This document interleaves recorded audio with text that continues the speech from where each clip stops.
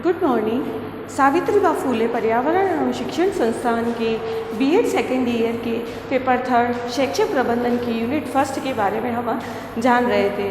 तो unit first में हमने शैक्षिक प्रबंधन के बारे में जाना, फिर शैक्षिक प्रबंधन का केंद्र स्तर के शैक्षिक प्रबंधन के बारे में जाना।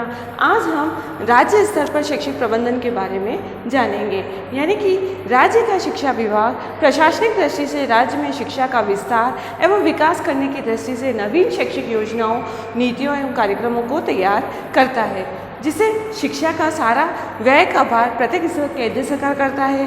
फिर केंद्रीय शिक्षा विभाग के पश्चात राज्य का शिक्षा विभाग राज्य में शिक्षा के प्रति उत्तरदायी होता है और प्रत्येक राज्य में एक शिक्षा विभाग कार्य कर रहा है। केंद्रीय सरकार पर शैक्षिक नियंत्रण का भार रहते हुए भी राज्य सरकार में शैक्षिक विकास के इसमें स्वतंत्र रूप से कार्य करती है। जैसे कि सरकार की संसद के रूप में हमने 3 स्तर पढ़े थे, केंद्रीय स्तर, राज्य स्तर और स्थानीय स्तर। तो इससे पहले हमने केंद्रीय स्तर को जाना, जो कि केंद्र देश से लागू, देश का केंद्र, देश को केंद्र के रूप में माना जाता है, वहाँ से सभी नीतियों और नियमों को क्रियान्वित किया जाता है शिक्षा के लिए। उसी तरीके से केंद्र के बाद राज्य का स्थान आता है, तो राज्य में भी शिक्षा के लिए अलग अलग शिक्षा के लिए एक शिक्षा विभाग निर्धारित किया गया है, जिससे वहाँ शिक्षा संबंधी सभी नीतियों और क्रियाओं को क्रियान्वित किया जाता है और उसमें नवीन नीतियों, योजनाओं और कार्यक्रमों को तैयार किया जाता है। ये सारा प्रशासनिक दृष्टि से केंद्र सरकार से राज्य स्तर पर आता है, जिसका शिक्षा का सारा व्यय का भार केंद्र सरकार करता है। लेकिन केंद्र सरकार हर चीज़ का, हर हिसाब का, धनराशि का हिसाब का ब्यौरा भी लेता है। और फिर है कि प्रत्येक राज्य में एक शिक्षा विभाग कार्य कर रहा है। केंद्रीय सरकार पर शैक्षिक नियंत्रण का भार रहते हुए भी राज्य सरकार अपने शैक्षिक विकास के लिए स्वतंत्र रूप से कार्य करती है। फिर है हमारा राज्य स्तर पर शैक्षिक प्रबंधन का संगठन, यानी कि सन 1921 में शिक्षा एक राजकीय विषय थी, जो कि निर्वाचित मंत्रियों के नियंत्रण में थी। फिर उसका एक मंत्री होता जो राज्य विधानमंडल के प्रति उत्तरदायी होता था, जो राज्य का प्रधान होता था।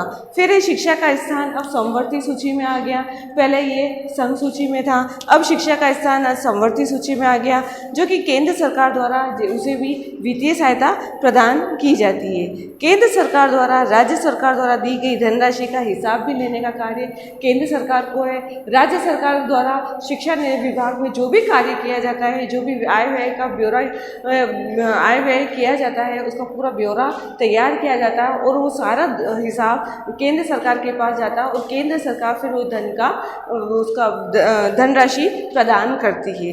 फिर है राज्य में शिक्षा प्रशासन का अध्यक्ष शिक्षा मंत्री होते हैं, जैसे शिक्षा मंत्री के लिए 2 उप मंत्री भी होते हैं, जो शिक्षा सचिव और शिक्षा संचालक कहलाते हैं। शिक्षा मंत्री शिक्षा संबंधी कार्यों, नीतियों का संचालन करता है। फिर है राज्य में संपूर्ण कार्य इन तीनों मंत्रियों के समन्वित कार्यों द्वारा पूर्ण किया जाता है। संपूर्ण राज्य को संभागों और क्षेत्रों में विभाजित किया जाता है, क्योंकि प्रत्येक देश में के बहुत सारे राज्य होते हैं। उन राज्यों को संभागों से क्षेत्रों में विभाजित किया जाता है और इन संभागों की शिक्षा व्यवस्था तथा शिक्षा प्रशासन उप शिक्षा संचालक तथा संभागीय शिक्षा अधीक्षकों के हाथों में होती है। फिर संभाग अथवा क्षेत्रों के अधीन अनेक जिले होते हैं, जो कि जिला स्तर पर कार्य करते हैं और जिला स्तर पर भी शिक्षा का कार्य किया जाता है। तो संभाग और क्षेत्र और जिले के कार्य का सारा कार्य स्थानीय स्तर पर होता है। जैसे कि प्राथमिक शिक्षा स्तर का कार्य जिला स्तर पर किया जाता है, उच्च प्राथमिक स्तर का कार्य भी जिला स्तर पर किया जाता है और इन जिला स्तर पर प्रत्येक प्राथमिक शिक्षा के लिए, स्कूल की विद्यालय के लिए नियम, नीतियों, कानून के लिए एक डाइट प्रदान की जाती है कि हर जिले में एक डाइट होती है, जैसे जिला शिक्षा संस्थान एवं प्रशिक्षण संस्थान द्वारा लागू किया जाता है। फिर जिला स्तर की शिक्षा व्यवस्था तथा शिक्षा प्रशासन जिला शिक्षा अधिकारी एवं जिला शाला निरीक्षक द्वारा किया जाता है। यानी कि प्रत्येक जिले में एक डाइट होती है, उस डाइट का एक जिला, उस डाइट के लिए शिक्षा प्रशासन के लिए जिला शिक्षा अधिकारी एवं जिला शाला निरीक्षक द्वारा सारा शिक्षा संबंधी कार्य पूर्ण किया जाता है। राज्य में राज्यपाल होता है जो कि राज्य का संवैधानिक अध्यक्ष होता है, और वो प्रत्येक राज्य में एक मंत्रिपरिषद भी होती है। तो मंत्रिपरिषद का अध्यक्ष मुख्यमंत्री होता है, और मंत्रिपरिषद के मंत्रियों में एक शिक्षा मंत्री होता है जिसके 2 उप मंत्री होते हैं, शिक्षा सचिव और शिक्षा संचालक, जो कि प्रत्येक